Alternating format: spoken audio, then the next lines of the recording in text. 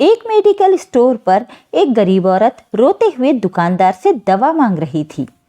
अगर हर किसी को फ्री में दवा देता रहा तो मेरी दुकान ही बंद हो जाएगी, जाओ यहाँ से। दुकानदार गुस्से में उस औरत से बोला और वो औरत रोने लगी। उसको रोता देख प्रकाश जी ने उससे कहा, क्या हुआ, तुम रो क्यों रही हो?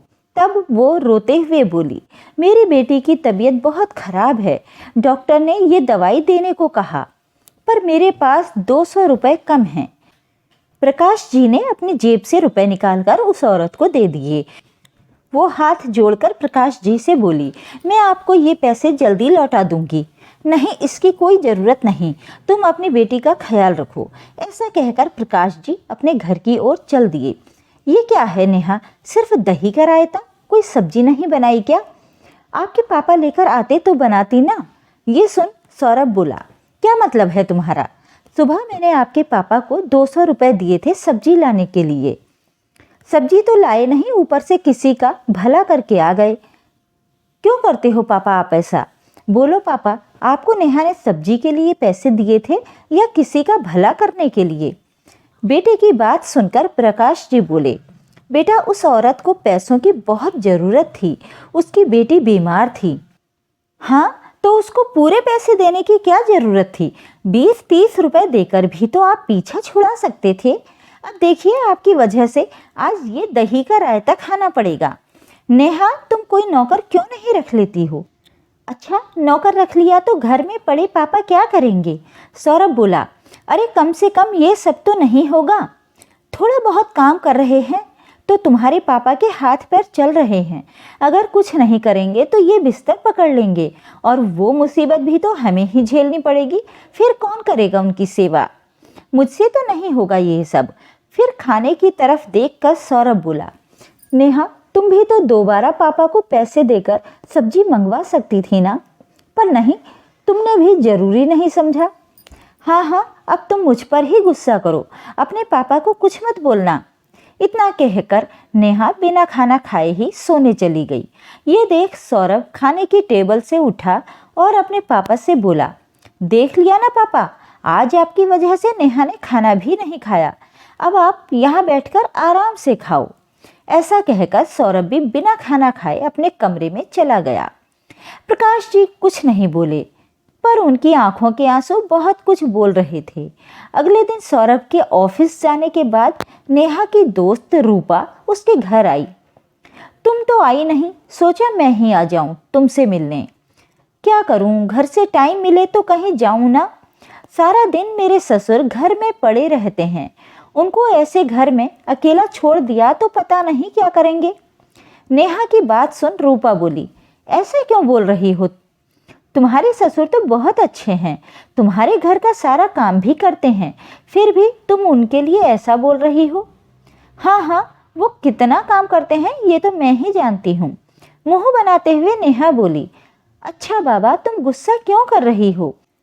मैं इतने दिन बाद तेरे घर आई हूँ, क्या मुझे चाय नहीं पिलाएगी? फिर नेहा अपने ससुर को आवाज़ लगाती है, पापा जी कहाँ हो आप?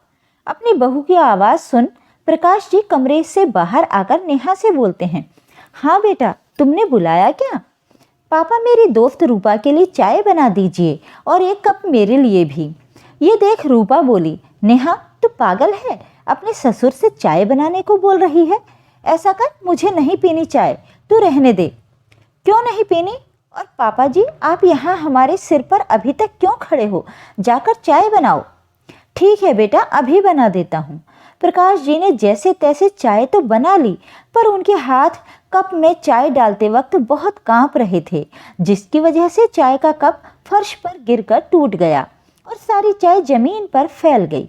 कप टूटने की आवाज़ सुनकर नेहा रसोई में दौड़ कर आती है और अपने ससुर को गुस्से में बोलती है, ये क्या किया आपने? एक काम बोला था वो भी नहीं हुआ, ऊपर से मेरी इतनी महंगी कप प्लेट की जोड़ी तक तोड़ दी।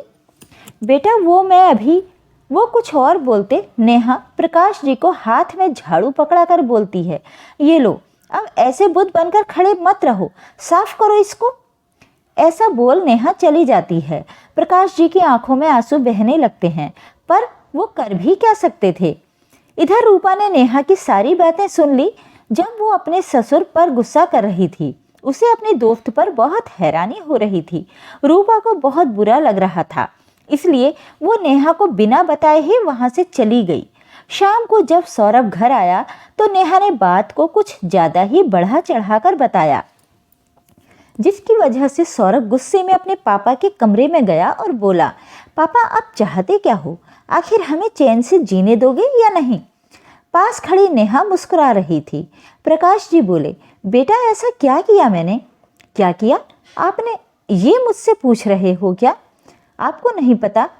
नेहा सारा दिन घर का काम करती है। आज उसने थोड़ी सी चाय संभालने के लिए क्या बोल दिया, आपने सारी चाय ही गिरा दी। बेटा मैंने जानबूझकर नहीं गिराई। बस बस अब रहने दो अपने ये बहाने। और नेहा कोई ज़रूरत नहीं आज इनको खाना देने की। 2 दिन खाना नहीं खाएंगे तो अकल ठिकाने आ जाएगी। रात को जब घर में सब सो रहे थे तो प्रकाश जी ने अपनी पत्नी सुमन की तस्वीर के सामने रोते हुए कहा, सुमन शायद अब मेरा यहाँ रहना सही नहीं है। बेटा और बहू दोनों खुश नहीं हैं। अच्छा होगा कि मैं यहाँ से चला जाऊँ। उन्होंने एक चिट्ठी लिखी और अलमारी से कुछ पुराने कपड़े लेकर घर छोड़ दिया। अगली सुबह सौरभ ने प्रकाश जी को घर में ना पाकर नेहा से पूछा, पापा कहाँ हैं? नेहा ने कहा, शायद मंदिर गए होंगे, तुम इतना टेंशन मत लो। लेकिन जब दोपहर तक प्रकाश जी वापस नहीं लौटे तो सौरभ को चिंता होने लगी। उसने घर के हर कोने में तलाश किया लेकिन केवल एक चिट्ठी मिली। चिट्ठी में लिखा था, सौरभ और नेहा, मैंने हमेशा तुम्हें अपनी दुनिया माना है, लेकिन शायद अब मेरा यहाँ रहना सही नहीं। मैं वृद्धाश्रम जा रहा हूँ, वहाँ मुझे अपनी जगह मिल जाएगी। मेरी चिंता मत करना, तुम दोनों खुश रहो। तुम्हारा पापा। सौरभ और नेहा को झटका लगा। सौरभ ने तुरंत वृद्धाश्रम जाकर अपने पापा को मनाने की कोशिश की, लेकिन प्रकाश जी ने कहा, बेटा मैं यहीं खुश हूँ। यहाँ लोग मुझे समझते हैं, इज्जत करते हैं। तुम दोनों की खुशी यही है कि मैं यहाँ रहूँ। सौरभ ने कुछ और न कहा और कहीं ना कहीं उसके मन में अब ये संतुष्टि भी थी कि रोज रोज के झंझट से छुटकारा मिला। सौरभ वापस घर लौट आया। यहाँ वृद्धाश्रम में प्रकाश जी का समय अच्छा बीतने लगा। वहाँ के लोग उनके साथ सम्मान से पेश आते और उनकी कहानियों को बड़े ध्यान से सुनते। एक दिन सौरभ के ऑफिस के मैनेजर ने प्रकाश जी के बारे में पूछा, और सौरभ, प्रकाश जी कैसे हैं? सौरभ ने बड़ी हैरानी से पूछा, सर आप मेरे पापा को कैसे जानते हैं? तो मैनेजर ने बताया कि प्रकाश जी ने वर्षों से कई अनाथालय और वृद्धाश्रम में दान दिया है और वे भी उन्हीं अनाथालयों में से एक में बड़े हुए हैं। प्रकाश जी अक्सर वहाँ के बच्चों से मिलने आया करते थे। वहीं उनसे जान पहचान हुई और यहाँ ऑफिस में मेरे ट्रांसफ़र के बाद पता चला कि तुम प्रकाश जी के ही बेटे हो, तो सोचा उनके हालचाल पूछ लूँ। ये सुनकर सौरभ हैरान रह गया। उसने और गहराई से जांच की। उसे पता चला कि 27 साल पहले प्रकाश जी ने एक बच्चे को भी अनाथालय से गोद लिया था। सौरभ के मन में सवाल उठा, अगर मैं उनका एकमात्र बेटा हूँ तो वो बच्चा कौन था जिसे उन्होंने गोद लिया था?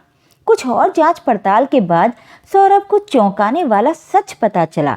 वो बच्चा खुद सौरभ था। सौरभ को अपनी गलती का एहसास हुआ। उसने नेहा को सब कुछ बताया। नेहा भी ये सुनकर रोने लगी। हमने अपने पापा के साथ कितना गलत किया। उन्होंने मुझे हमेशा बेटी की तरह प्यार दिया और मैंने बदले में उन्हें क्या दिया? नेहा ने कहा। सौरभ और नेहा वृद्धाश्रम गए और प्रकाश जी से माफ़ी मांगी। पापा मुझे माफ़ कर दो, मैं नहीं जानता था कि आप कितने बड़े दिल वाले हैं। आपने मुझे अनाथालय से गोद लिया और मुझे जिंदगी दी और मैंने आपको दुख ही दिया। प्रकाश जी की आंखों में आंसू थे। उन्होंने कहा, बेटा तुम्हें माफ़ी मांगने की कोई ज़रूरत नहीं। मैंने जो किया वो प्यार से किया। सौरभ ने उन्हें घर लौटने के लिए कहा, लेकिन प्रकाश जी ने मना कर दिया। सौरभ अब यहाँ से जाना मुश्किल है। यहाँ मुझे सुकून मिलता है। बस एक वादा करो, हमेशा खुश रहना और दूसरों की मदद करना। यही मेरे लिए सबसे बड़ी खुशी होगी। कुछ महीनों बाद प्रकाश जी बीमार पड़ गए। सौरभ और नेहा उन्हें अस्पताल ले गए, लेकिन डॉक्टर ने कहा कि अब ज़्यादा समय नहीं बचा है। आखिरी समय में प्रकाश जी ने सौरभ का हाथ पकड़कर कहा, बेटा मुझे तुम पर गर्व है, हमेशा अपने परिवार का ख्याल रखना। और उनकी आंखें बंद हो गईं। उन्होंने अपनी अंतिम सांस ली। सौरभ और नेहा दोनों रोते रहे। उन्होंने महसूस किया कि उन्होंने अपने जीवन के सबसे कीमती इंसान को खो दिया। जब प्रकाश जी ने अपनी आखिरी सांस ली तो सौरभ और नेहा के आंसू थमने का नाम नहीं ले रहे थे। डॉक्टर ने उन्हें बताया कि उनकी बीमारी समय रहते सही देखभाल और भावनात्मक सहारे से ठीक हो सकती थी। ये सुनकर सौरभ और नेहा का दिल मानो हजारों टुकड़ों में टूट गया। सौरभ ने अपनी गलती मानते हुए कहा, मैंने अपने पिता को वो सम्मान नहीं दिया जिसके वो हकदार थे, जिन्होंने मुझे जिंदगी दी, मुझे घर दिया, मुझे अपना नाम दिया। आज उन्हीं को मैंने दुख और अकेलापन दिया। मैं कैसे खुद को माफ कर पाऊंगा। नेहा भी वहां खड़ी बस रो रही थी। जब वो घर लौटे तो माता पिता की तस्वीर के सामने बैठकर दोनों ने प्रण लिया कि वे अपने बच्चों को हमेशा अपने माता पिता का आदर करना सिखाएंगे। सौरभ ने कहा, पापा की जिंदगी ने मुझे सिखाया है कि बूढ़े माता पिता बोझ नहीं होते, बल्कि वो हमारी जड़ें हैं। उन्हें सम्मान देना हमारा कर्तव्य है। नेहा ने भी कहा, मैं अब हर उस माता पिता की मदद करूंगी जिन्हें उनके बच्चों ने अकेला छोड़ दिया है। ये मेरे प्रायश्चित की शुरुआत होगी। लेकिन अंत में सौरभ और नेहा के दिल में हमेशा ये दर्द और पछतावा बना रहा। हमने अपने पिता को उनकी जिंदगी के आखिरी सालों में वो प्यार और सम्मान नहीं दिया जिसके वो सच्चे हकदार थे। हमने उनका दिल दुखाकर अपने जीवन का सबसे बड़ा पाप किया। इस गलती का बोझ हम पूरी जिंदगी उठाएंगे। प्रकाश जी की तस्वीर उनकी सीख और उनके दिए संस्कारों के प्रतीक बनकर घर में ही रही, जो हर दिन सौरभ और नेहा को ये याद दिलाती थी कि माता पिता भगवान का रूप होते हैं और उनकी अनदेखी करना सबसे बड़ा अपराध है। ये कहानी हमें ये समझने का मौका देती है कि माता पिता की सेवा सबसे बड़ा धर्म है। उन्हें दुख देना या उनकी अनदेखी करना सबसे बड़ा पाप। अगर आप चाहते हैं कि आपके बच्चे आपका सम्मान करें तो उन्हें अपने आचरण से ये सिखाएं कि बुजुर्गों का आदर कैसे किया जाता है। Please like, share and subscribe.